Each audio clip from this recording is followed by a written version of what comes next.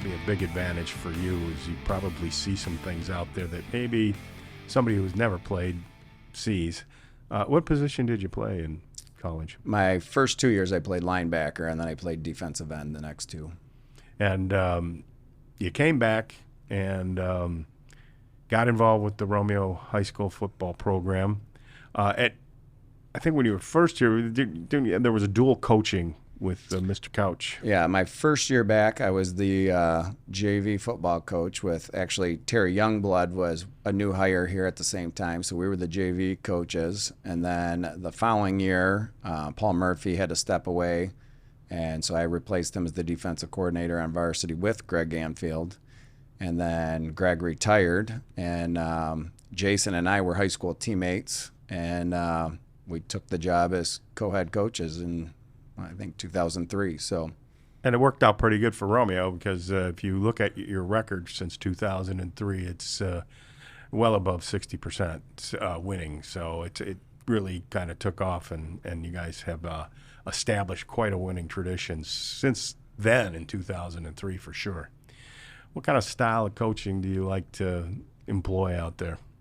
Well, and one of the big things that we've kind of always focused on is just having fierce competitors and really focusing on the things that, we control. You ask our players, we talk about effort and attitude a ton. That's always been something that, we feel regardless of how big or strong or fast you are that, we don't control those. Those are things we're born with or without.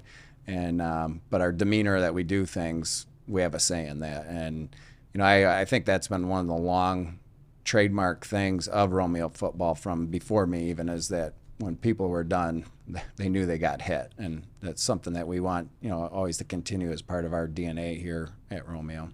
And the upperclassmen pass that down to the next generation, and it's probably permeates through your junior high school program and the area Little League football that,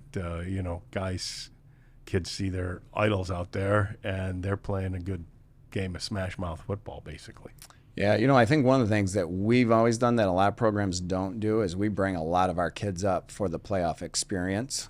And, they get to contribute. They're not there just to watch. We, as comfortable as they are to get in, so they get a little taste of it and get to see it. And then our players do a great job, like running our youth camps. So I think when kids are real little, they know who Victor Earl and Danny Albert are because they just went to a youth camp with them. So now when they go and watch them on the field, it's not just some guy out there.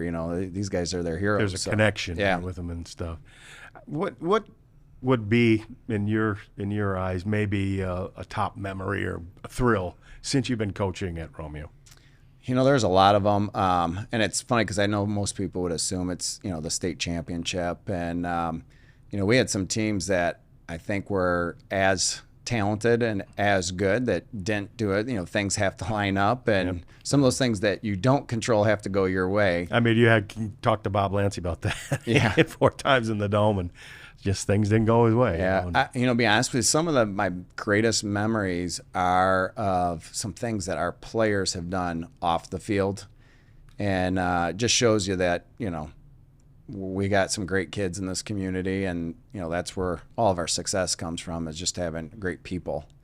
And everything from, we used to do the Susan G. Komen 3-day breast cancer walk to even a situation we lost a teammate late spring, and being at a vigil for him where adults are speechless, they don't know what to say, and to watch some of our players step up and lead a prayer and just kind of rally everybody together. Some of those moments just I feel a lot of pride, and that that we just have some really great kids that do a lot of amazing things outside of just on the football field. I thought it was